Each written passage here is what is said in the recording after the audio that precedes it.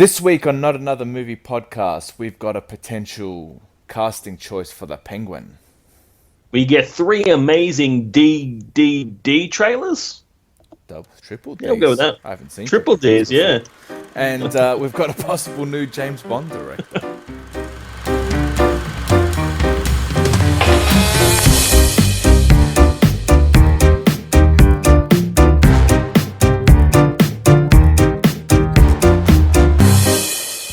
Hello and welcome back to episode 14 of Not Another Movie Podcast. I am Sean Pierce. And I am Sean Kelly. And happy May the 4th to you. Is that the right way you would say it? May the 4th be with you. Yeah, happy May the 4th to you. Yeah. No. Well, there's a push now for... Yeah, I think that's good. I think we should get a public holiday for it, just quietly. Yeah, well, I'm surprised Star Wars really didn't come out with anything. I was hoping for maybe a little bit of the new Last Jedi, maybe something like that, but nothing really came out. It was quite disappointing. They don't need to, I guess. You know, all the advertising's kind of done for them, and maybe they want to keep it more of a fan day. But it's funny, like they have this big Star Wars Day. Wouldn't you think that would be more better to have it on May the 4th? Like, would that make more sense? That would make complete sense. Yes. Yeah, but obviously not. Maybe because it's Cinco de Mayo or something in America on the 5th. Oh, yeah. Maybe they want to get mixed up in that Mexican holiday. Yeah. But you see now they're trying to claim the 5th for the Sith. Oh, yeah, that's cool. I like that one. They're calling it Revenge of the 5th. Yeah, no, I like that one. It's pretty awesome. I think people like that day better than they like the movie. Yes, I think I like any day better than that movie, even the day when I lost my beloved dog. That's how bad the movie is. No, that's cold-blooded. I hope you're listening, George. All right, well, we got greeted to 3 trailers this week. 2 really good ones and one type One trailer. Disappointing one. Yeah, we'll start off with the one that was really good this week, and it actually launched this morning here in Australia, Saturday morning, and that was the Dunkirk trailer. I was really impressed with the teaser that came out a couple months ago. You were just so. Yeah. But surely this trailer has turned you around. Yeah, I have to say, watching this trailer gives far more of the story, so you actually know what it's going to be about.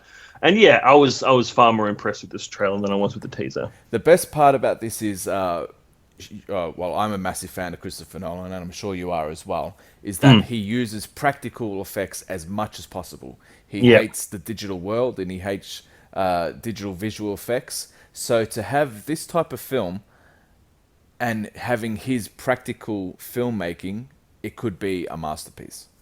Yeah, well, that's the plan. And it looks spectacular. Yeah. There are a couple of moments in there where I'm like, Michael Bay would be wiping a tear right now. Yeah. He'd be so proud. Yeah. But not in an over-the-top way. Not only does the visuals look good, the story looks really good as well. Like, I'm not a big history person. I've heard of this slightly, but I've never gone into much detail. But the story itself looks fantastic. There's 400,000 soldiers who are stuck in Germany, I believe. And regular English people take their boats out to try and rescue these soldiers and bring them back home. In the trailer, it says, that England came for them, not just necessarily the army, just normal English people who had boats and everything else went out to try and save these soldiers. So that sounds quite fascinating in itself. Yeah.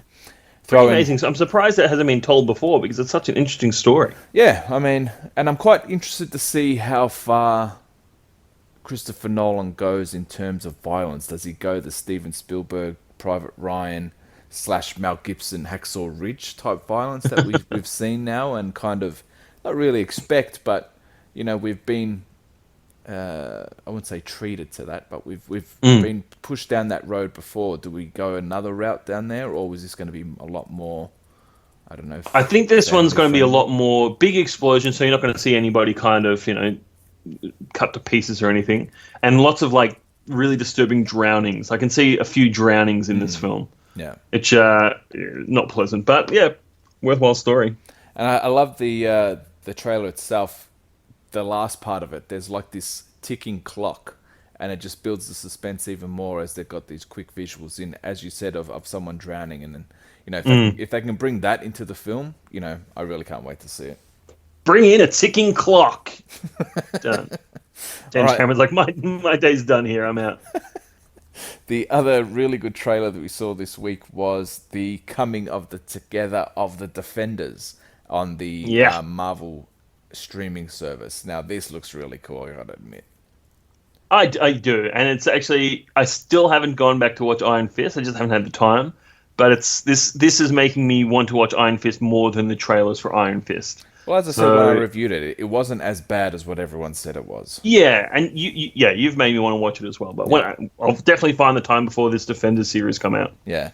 But to my surprise is that there was a scene where Matt Murdock / Daredevil, he just pulls like a hoodie over his face. Yeah, I'm like, I hope we get to see him in full costume. Yeah, me too. Well, he opens the costume in the box. Yeah. So I reckon there's a time when they're kind of caught out. I would have liked, I know this is only the first trailer, but I would have kind of liked the money shot of all of them in their gear, ready to rock and roll. Yeah. Yeah, and I respect that. Although, do we know if Iron Fist is getting his costume? No, not yet. As I said, there wasn't anything in the show itself. Mm-hmm. But whether this is, waiting for the Defenders, I'm not sure. Yeah. Be cool, though. We did get to see, though, a sneak peek of Sigourney Weaver. Yes. We haven't been told yet what type of villain she's playing or who she's playing. So it was a very nice teaser trailer for this season. A friend of mine quipped that she's playing like the patron of hallways because they seem to be breaking hallways a lot. So I'm going to get the revenge. I like that one. All right. And the really disappointing thing, just quickly about this trailer, is I showed this to both of my Year 10 classes after it came out, and none of them knew what it was. But they haven't even watched any of the Daredevils or anything else. No. No, it's surprising. It's so dumb. Like, how can I interact or mark these students' work if they don't know what the Defenders is? For me, that's an instant fail. Yeah, well, what it really shows is that they don't listen to the podcast, despite me setting it for homework. So they're in trouble. No wonder our ratings have been down lately. They're like, I'd rather fail this class than listen to that show. Maybe you should just make them listen to it in class. Yeah, yes. Everyone download this show right now. That would be a really good way to boost our numbers. Yeah, done. Locked in. Yeah. Well, the Not So trailer was one that I was looking forward to seeing, and I know a lot of people have been looking forward to see because I know it's got a massive fan base, and that was The Dark Tower, Stephen King's famous novels. And it looked... I don't know what I was expecting, because I haven't read the novels, but I've heard very good things. And I know kind of the general plot from what friends have told me. And this trailer was not what I was expecting. It was far more, as we talked about before, generic and just... run-of-the-mill. Yeah, run-of-the-mill. There was nothing really special about it. You had the classic shot right at the end there where he just kind of, shoots, does some badass shooting through the wall thing, kills something without looking at it. And, again, more explosions and... It kind of looked like a Marvel film, if that makes sense. Like, big, it didn't look very, very interesting. Well, I've got two guys that I work with, and they are frothing at the mouth to see anything from this. And the way they explained it and the way they put it when I watched the trailer, I'm like, doesn't really excite me. Well, their take is, obviously the gunslinger. I think it's like 5 or 6 different books, so it's not just one book. Yeah. And the way they sold it, this massive heroic story. Look, I'm pretty sure maybe the story is there, and I know this is just a teaser trailer, but it was just kind of looked like nothing we haven't seen before. Yeah, I was really disappointed when they came to Earth. I'm like, I wanted to see this cool world, because that's what my friends tell me about this series. That's what they tell me about, this cool hodgepodge world of all these different sort of fictional realities. And I'm like, man, I want to see more of that, but it just kind of looked like generic post-apocalyptic forest desert kind of thing. Yeah, and then the look and style of the film, it just looked like a summer movie, and I'm just like, oh, that's a bit disappointing. Do like Matthew McConaughey as a villain. I really hope he nails it, because I'd like to see more of that. Even Idris Elba, he looks awesome. Did some of the gunslinging moves that they did, He throws like these bullets up in the air, and then he gets them with the gun, and the bullets load Yeah. automatically. That looked pretty cool. Then he waves his gun across his belt where the bullets are, and they load automatically. Some of those looked really cool, but Yeah. as I said, a bit underwhelming, I have to admit. Tell you what, my mum was a big fan of old Idris Elba when she saw it. Yeah, Yeah. she should go back Very and interested in this look film. at his Yeah. other stuff. He's a very good actor. He done a show called Luther. That was very cool. Yeah. And he's been in so many good films. So he was Absolutely. in a show called The Wire. I don't know if you've heard of that one or seen it. He was Yeah, yeah, yeah. fantastic in that. So as I said, I would love. Like I've been waiting for this guy to go mainstream Should have and been make Bond. it big, but he hasn't yet, and I'm quite surprised by that because he's such a great actor. Well, this might be it. This might be the thing that does it for him. Well, let's hope so. It's either going to make him or break him, in my opinion. If this film flops, then I can't see him really taking off. All right. Let's find out. All right, well, one of the pieces of news that we were excited about last week has been debunked this week, and that was Robert Zemeckis won't be directing The Flash. In hindsight, it was maybe just hoping a bit too far, a little bit too optimistic, but I'm still disappointed to hear this. This is twice now that DC have rumoured a big director and then it's kind of fallen through. Like they hyped up Mel Gibson with Suicide Squad, now Robert Zemeckis with The Flash. Both of those directors make sense, but they haven't been able to nail them. I reckon they're just trying to encourage, you put the hype out there to encourage these directors to come on board. Yeah, but as I said, I don't know why necessarily they think they need to, attract these big directors. Do what Marvel's doing. Get the bargain basement guys who are artistically talented, Yeah. save some money there, and they'll do a great job. Yeah, so apparently Robert Zemeckis has already set up his next film with Universal Studios, and Back to the Future 4? They've set aside a date of November 21st, 2018, which is around the time Flash is coming out. So yeah, that debunked that, but unfortunately, no, I don't think it is Back to the Future Part 4. Oh, man. But in saying that too, I don't know if you saw it, I think it was last week or the week before, there was this fan-made Back to the Future 4 trailer that was going around, and it looked fucking awesome. So I'll have to put it on our Facebook page. It looks so cool, and then after you finish it, you're just like, fuck, it's only a fan trailer. So what, new actors or? No. It's got that they've used bits and pieces from, because Christopher Lloyd, like he pops up every now and then and does a kind of cameo in certain things. I know he did as Doc Brown. Obviously, he's in a game called Lego Dimensions, so he was doing the trailers for that, and then he did some commercials here and there as Doc Brown. So they've kind of sliced in all of those pieces along with. When Back to the Future had its 30th anniversary not long ago, Michael J. Fox kind of did the same thing. He kind of jumped back into character as Marty, and then they've kind of put all that together, and they've made it look so damn cool that I'll have to put it up on our page for you to go back and watch it. Definitely do, because they can make a great story like maybe Doc's disappeared or something, and Marty has to go through time to find him. Like, it'd be cool. It would be cool, but I don't know how well it would work with poor Michael J. Fox and his Parkinson's at the moment. So that's fair enough. Yeah, maybe you could get Marty's kids. I mean, enough time has gone past for Junior McFly to maybe jump in his dad's shoes, and his dad can kind of play like the Crispin Glover role that we saw in the 80s scenes, where he's retired, he's written his books, and then maybe there's just a new adventure. They can cast Sheila both as his son. How about no? That'd be cool. And then he survives by being in a refrigerator when a nuclear bomb goes off. No, that's true. That's one way they can say that the story continued so well. Well, originally, did you know, just quietly linking to that, originally instead of the lightning bolt in the first film, it was supposed to be a nuclear bomb that gave the car its power. Oh, really? Yeah, that's the route they were going to go. And then they realized they didn't have enough money, so they had to think of something else.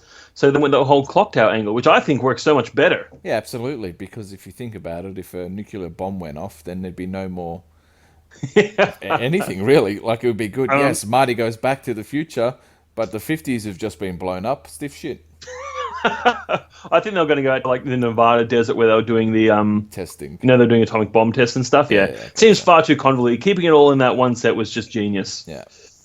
All right. Well, Anyway, this week I didn't put this on our rundown sheet. I just remembered now. But Wonder Woman got its first screenings. He's the big manager of cinemas over in the US, and he's kind of paralleled this film to the first Captain America, the first Avenger film. He said it's on the same par as that.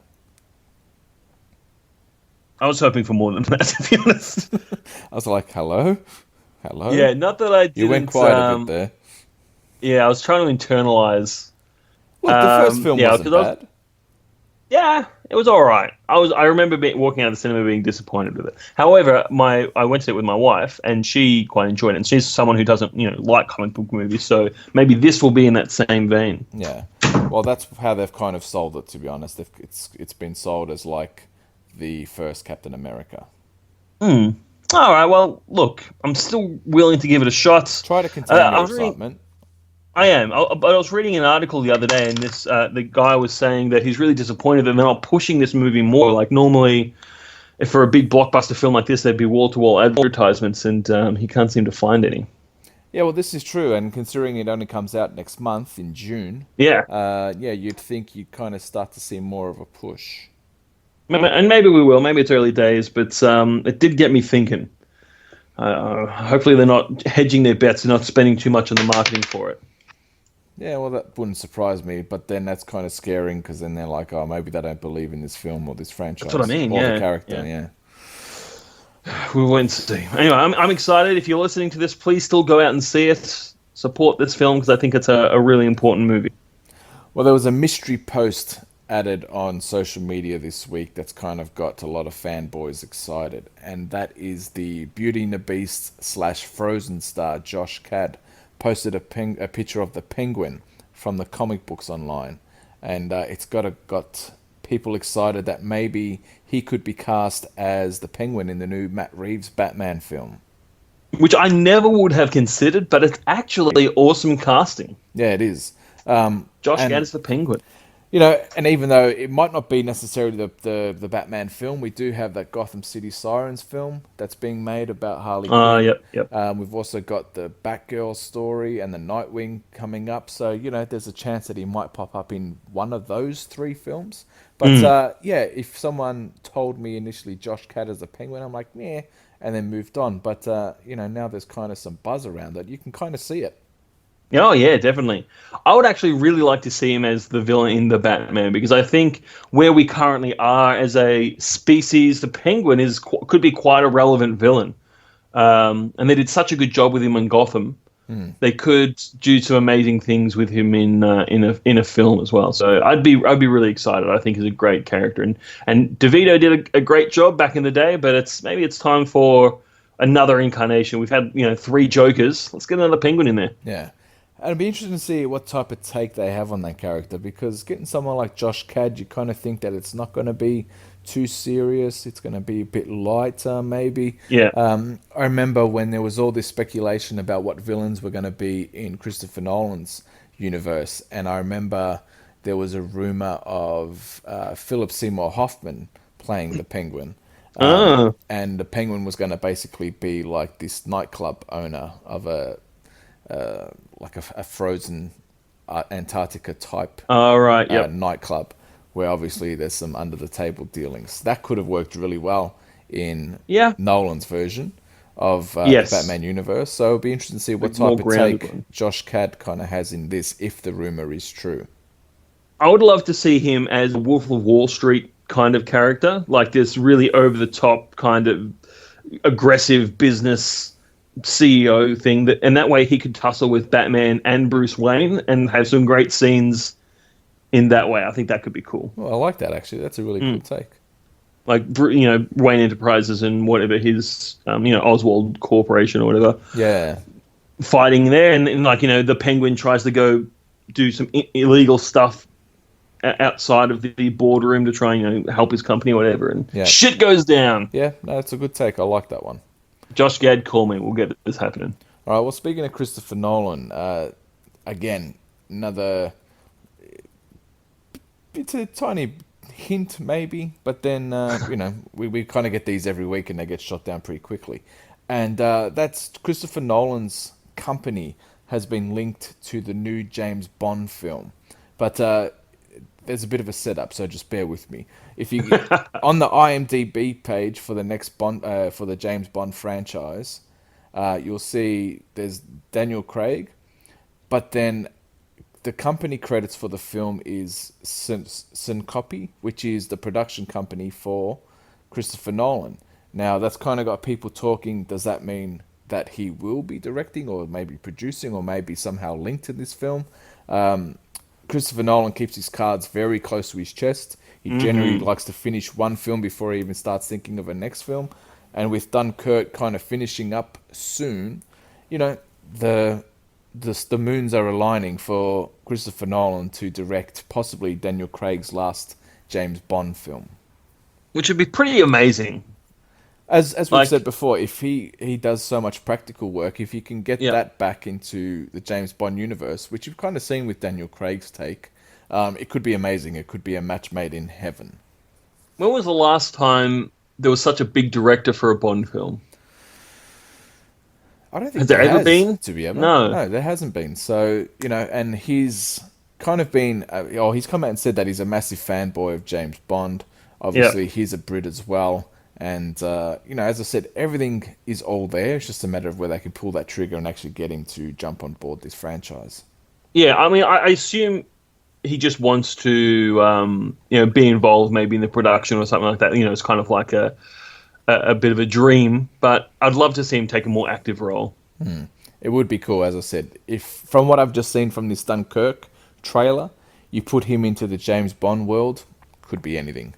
Yeah, that could be amazing. Yeah. Hey, let him do an old school, take it back to the 50s style James Bond. I mean, that's not going to happen, but just, a period James Bond piece would be awesome. Yeah, probably not going to happen, but it would be not going to happen. Maybe if it was on a relaunch, maybe, of the James Bond series. Yes, definitely. After Daniel Craig's next one. Yeah. And make it Idris Elba. Yeah. All right, well, we've spoken about Jordan Peele, who's this big comedic star, and his first film, Get Out. It was made on a tight $4.5 million budget and ended up grossing $194 million at the box office. So everyone's been scrounging around and throwing offers at him to make his next film. He said he was going to stay low-key, but he's kind of sold out a little bit and signed on for a big Universal Studios multi-film deal. They haven't said how much it's worth, but they're going to have a look at his next 4 projects.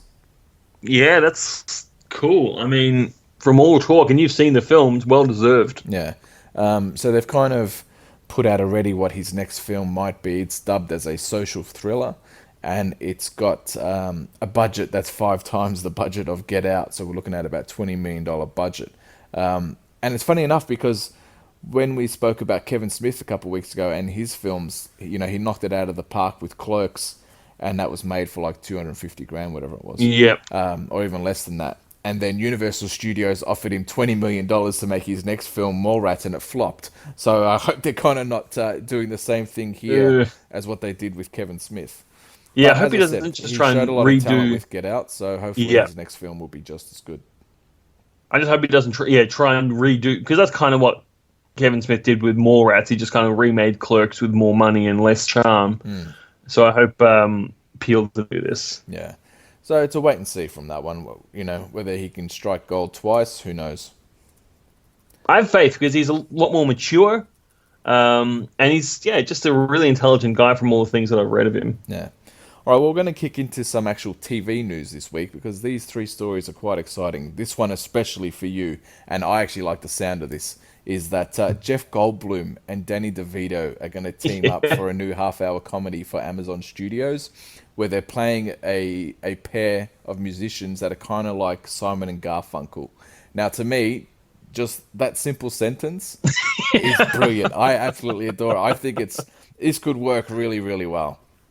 Yeah, 2 really accomplished character actors playing off each other, and 2 actors I think who are really good at playing off their co-stars. Yeah. Like they're about interaction. I think will be this could be groundbreaking, fantastic. And the story itself having these two as like a Simon and Garfunkel type scenario, and then it would be awesome to have them. It would probably be now where they probably hate each other, and I'm Yeah. guessing that they kind of need cash again, so they're going to go out and maybe tour again or maybe record a new album. Yes. So to see that process, that would be fantastic. Yeah, I'm excited. I can't wait. There was Just a pause everything until this happens. there was a show that came out and it only lasted one season, and it's a shame because it was really good, and it kind of did something similar to this where they had Billy Crystal and Josh Cad playing each other, but obviously a fictional version of themselves. And they go to create a new TV show with this new up and coming comedian Josh Cad and this old comedian Billy Crystal. It was called The Comedians, and that was really good. So if they can kind of do the same what they did there, but obviously more successful because it only lasted a season, and then do this with this Simon and Garfunkel type, I reckon it could really work. I'm excited. Yeah. Do we have a release date at all? We don't. No, it's just been launched at the moment, so probably Yeah. next year, I dare say. Yeah, definitely. Something to look out for anyway. Yeah. Now this one caught me Love off you, guard, Jess. actually, this next piece of news, and especially because the way the show finished, it kind of didn't leave itself for anything else. And it was a show called Roseanne, and it was massive in the '90s. I don't know if you were Yes. old Yeah, enough, young that enough. was our- Yeah. Yep. It was one of those shows, and it was actually probably the first of its kind, and there really hasn't been much of a sitcom like it, where it actually showed a family that struggles through life. Like they never really had anything. They were always in debt. They were always in trouble. There was also always strain on the marriage. The kids always had issues, and it was the complete change to like the Full House, Growing Pains family sitcoms that we saw through the 80s and 90s, where everything was just all happy la la la type scenarios. And spoilers if you haven't seen it, but the way it finished was they end up winning a lot of this money, and then things kind of turn for him, and then Roseanne's husband Dan has a heart attack and dies, and all of this is revealed through I think she's writing a book at the end of the film, or she's writing something, and she kind of says that the whole show was just in her head type of thing. Yeah. So to say that it's being revived with John Goodman coming back as Dan when he died at the end of the thing, kind of like where the hell are they going with this? Yeah. I can't imagine because, as you said, the last season was so controversial. Yeah. He has a heart attack, and then they win. I think it was he has a heart attack, then they win all this money, Yeah. and then they're all happy and stuff, and then you see them right at the end. Oh, they're not happy. She's just trying to cope with the fact that her husband's- lovely husband died. Yeah. So how he comes back into the show, I don't know. But it was one of those shows it was a real game changer in my opinion, and It was a good show. It was very good, and they touched on a lot of things that no other shows would. So if they could bring that back into the world that we are in now, I think it's only 8 episodes, so it's not like they've got a whole season to do. It could be quite exciting to see. And it's got the guy from the Zynga show. What Yeah, was that one? Johnny Galecki. There's no confirmation if he's coming back yet. He's on The Big Bang Theory. Big Bang Theory. That's it. Yeah. Considering he makes like $1 million an episode, I doubt he'd be turning that down to come back for 8 episodes of Roseanne. I think he was only the boyfriend anyway. Yeah, that's right, he was.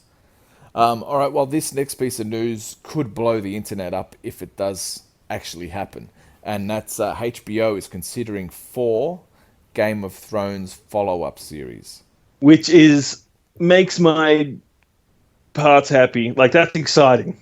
I'm actually I thought you'd be on the opposite end of that. I thought you'd be disappointed. No, I'm super excited. Particularly because George R. R. Martin is going to be developing at least some of them. Yeah. And they've got some pretty big writers in to kind of get this show on the road. They've got Brian Hedgeland, who directed and wrote LA Confidential, and he wrote Mystic River, so that's a big tick for me. This one I'm not quite sure about. Max Bronstein, He wrote Godzilla and Kong Skull Island, so I don't know which part of the Game of Thrones world he'd be taking over. You've got Jane Goldman, who wrote The Kingsman and X-Men, so that's a tick for me. One good, one bad. Yeah. And Carly Rare, she wrote The Leftovers and Mad Men, so they're both dramas, so you can kind of see where they're going with that. So, they've got decent names there with a really good resume. as I said, apart from the Godzilla Kong Skull Island one, but it could work. It could really work. I think I've been talking about this for a while. A prequel series, at the very least, showing the Battle of the Trident. Yes. The Roberts Rebellion would be amazing. Like young Jamie, young Rob, young Ned. I think that could be really fantastic. Yeah, absolutely. There's a lot of backstory there that you can do. They haven't said yet whether these are going to be prequels, sequels, or spin-offs. But in what you just said, if you went back and told the backstory of all these characters, definitely that's a major tip for me. Yeah, or even further back in the arrival of the Targaryens. That would be cool too. Yeah, absolutely. The world is so big. Yeah, There could be deep. more than 4 Thrones spin-offs. Hell, give me a whole series about Jamie and Cersei finding each other again and again. Yeah. Like I'd watch that. Yeah. Run it on SBS late at night. I'm there. Keep watching. Weird unit. Really weird unit. What? Well, I'm just giving my support for a show I love. That's all I'm doing. That involves a lot of incest. Wow, who can judge? Moving on. All right, well, there's a new segment that you wanted to bring to the table today. Yeah. Here's your chance. Given Josh Gad's casting, I thought we could choose a couple of actors. And normally the way these things happen is we'll bring up a character and then we'll talk about who that person could play. Who could play that person in the universe? We'd say, who would you get to play Venom, whatever. But I thought we could mix it around this time, and we'll give each other a couple of actors, and then you have to decide who they would play in the DCEU or the Marvel EU. All right, sounds good. Just a couple. Yeah, we'll see how we go. All right, I'm going to throw one at you first. You need to tell me who that person might play. All right. I would love to see Anna Kendrick come to the DCEU or the Marvel EU. Anna Kendrick. Well, that one's easy because there was kind of a name thrown out already that she would play, and she'd be perfect for it, and that was Squirrel Girl. Oh yeah, I didn't even think about it. That would be great. That one's cheating, so maybe I might take that off the plate. If you were to bring back, there were 2 characters that appeared in Batman Forever, Sugar and Spice. She could play one of those 2 really well. Yep. I reckon she could play either or, actually, because she could kind of have a darker side, and she obviously has quite like a light side. But I play reckon them both. I reckon, honestly, she would be the perfect choice now for Batgirl, in my opinion. Josh Whedon's Batgirl. Yeah, that could be cool, actually. Yeah. She would get a tick for me there. I reckon Yeah. she's got everything that you would possibly want. Yep. No, I'm down with that. That's a good idea. I had it down as Black Cat, but I think Batgirl would be even better. Yeah, I reckon she can definitely hold her own as Batgirl. Good one. All right, one of our favorites, Matthew McConaughey. Ah, good one. I was talking before. I'd love to see him as a villain, and I'd like to see him. And I would love to see him in a Spider-Man film, Sandmaning it up. I know. Yeah, that could work. Thomas Christian Church did a fantastic job previously, but I think he was like more of a cuddly kind of Sandman. But I think our man McConaughey could play one with a little bit more edge, or even a Hobgoblin type. Yeah. Even a Green Goblin, actually, he would be an awesome Green Goblin. Now I think about it. But, maybe that's the way to go. But kind of, does he have the same parallel as William Dafoe, where he can just go crazy at any type? Can he kind of do something different to William Dafoe? I think so. I think William Dafoe was very over the top, which suited the tone of the film. He did a fantastic job. Whereas I think Matthew McConaughey could be kind of more of that simmering anger that you see. Yeah. I think that could be cool. Okay. And seeing him as like the head of Oscorp and interacting with Peter, maybe knowing Peter as Spider-Man, but not the other way around, that could be some really cool tension there. All right, I like it. All right, my next one for you. Hit me. Bruce Campbell. I know he's been in the MCU kind of before. Bruce Campbell. But, I've got to see him again in an actual role. Oh, he is your love child, actually. Or your man crush. Is it so much to ask to just, get drunk with Bruce Campbell and Jeff Goldblum and, see what happens? All right, maybe I might throw in another Spider-Man villain. And I might go with Doc Ock. Oh, wow. Because you kind of can see, like, the Doctor sophisticated side of him, and then you can kind of see him go completely bonkers. Yeah. He can definitely play over the top. Yeah. Yeah, I like that. All right. I'd like to see him as Plastic Man. Oh yeah, yeah. In the That could work. DCEU. Yeah. He definitely has that the facial expressions. Yeah, exactly right. I mean, yeah. And just a little bit zany, a little bit off the wall. It's probably a bit old now, but I think that could be cool. And the criminal with the heart of gold, I think he could do very well. Yeah. Got one for you. All right. Adam Sandler. Well, I think we've already cast him in a few things, haven't we? But I don't think nothing from the DC Marvel world. Who are we casting him as previously that you copped a lot of flack for because it was... That was in The Matrix. Oh, that's right, The Matrix of Morpheus. Adam Sandler, all right. Adam Sandler could probably do Plastic Man just quietly, but that might be copping out because, it's just the generic zany character. Correct. He's a tricky one. And don't say Riddler either. That's too easy. No, that's a good point. Maybe Morph from X-Men. That way he could morph into other actors. You wouldn't have to deal with Adam Sandler much. No, because then you're only seeing Adam Sandler for 30 seconds when he morphs into someone else. Exactly right. That's the whole. No, he has to have a starring role. His face has to be in a lot of scenes. All right. Gosh, who could he play? Again, maybe someone sinister. If they didn't do Purple Man in Jessica Jones, I think he could do that. I think he could play that kind of evil quite well. Yeah. Yes, I win. You do win. I don't know. You know what? You know who I cast him as? MODOK. I think he'd be a great MODOK. Yeah, but then he's just going to be under prosthetics and maybe digital. Yeah, but he's still the voice and they'll probably mocap his face, so he's still got all those expressions. I want to see an Adam Sandler performance. Yeah. Well, I mean, you still will. Yeah, look, I'm throwing it out. I think MODOK's the way to go for him. And not because it's you're taking him away, but because he could do that kind of over-the-top evil character. Yeah, mocap his face, do that kind of thing, but it's still a performance. It's still the Sands. I think it's a cop out.